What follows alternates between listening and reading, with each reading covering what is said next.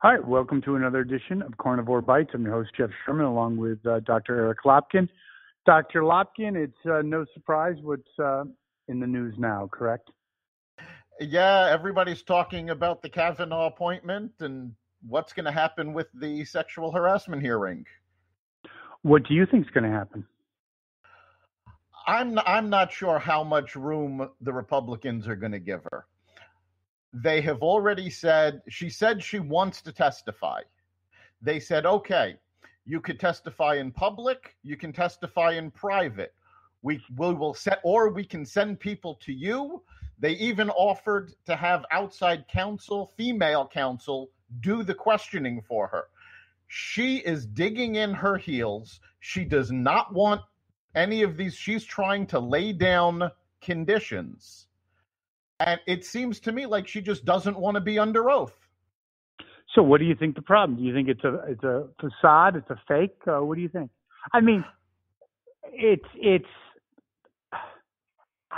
30 years ago. I don't. Yeah, it's 38 years ago, allegedly. Mm-hmm. Cavanaugh was 17 years old, a minor. Okay. So this has no relevancy at all, right. Dr. Lopkin. The thing is, okay, if it happened 10 years ago when he was in his 40s or something, fine, whatever.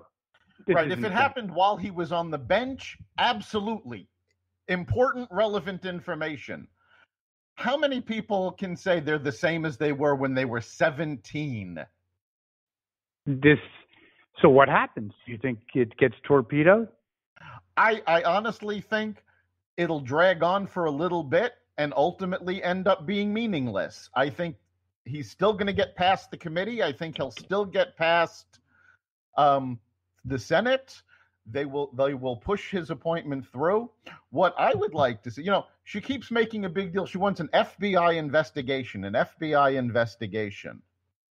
Well, I think somebody should investigate Dianne Feinstein for obstruction because she sat on this stuff for 6 weeks and didn't pull it out until the very end of the hearings so that they could stall. I mean, it's really become a dysfunctional government, and it's and when you look at both sides are equally or not equally or guilty.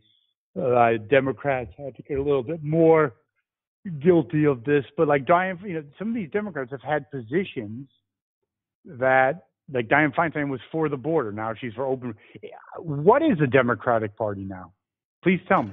It isn't anything because they're under siege by both sides.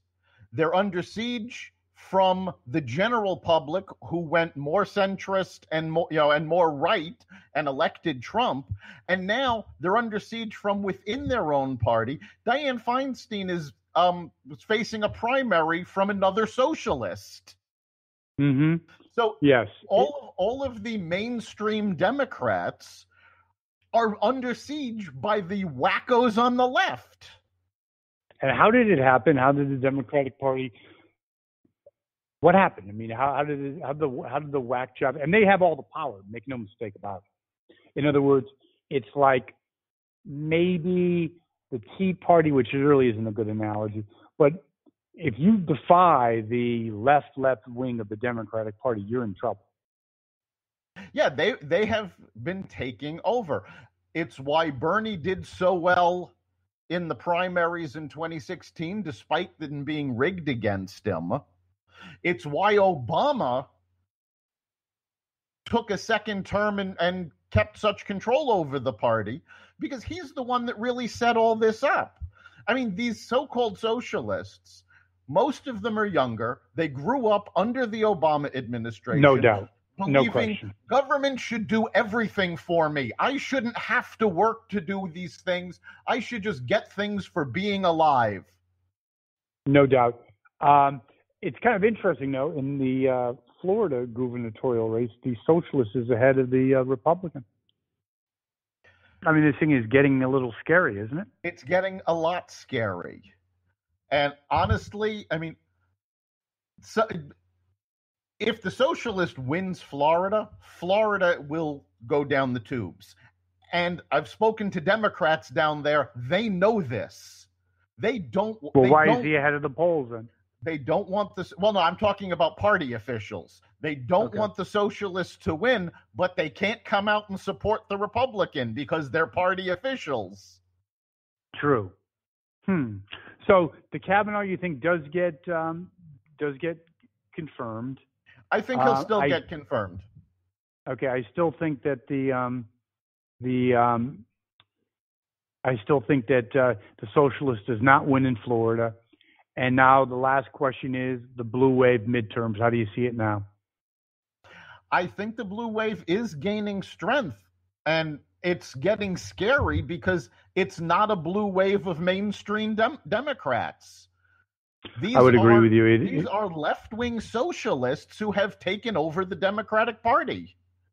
Very, very disturbing. Well, Dr. Lopkin, we'll have to pick this up next week.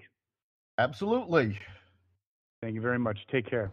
You've been listening to Carnivore Radio's podcast. You can catch us here every week. Carnivore Radio is part of the Xvadio podcast network.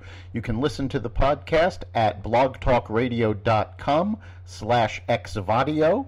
If you want to be part of the conversation, you can listen to us live every Friday at 4 o'clock on WESU 88.1 Middletown, Connecticut. You can also catch us online at WESUFM.org.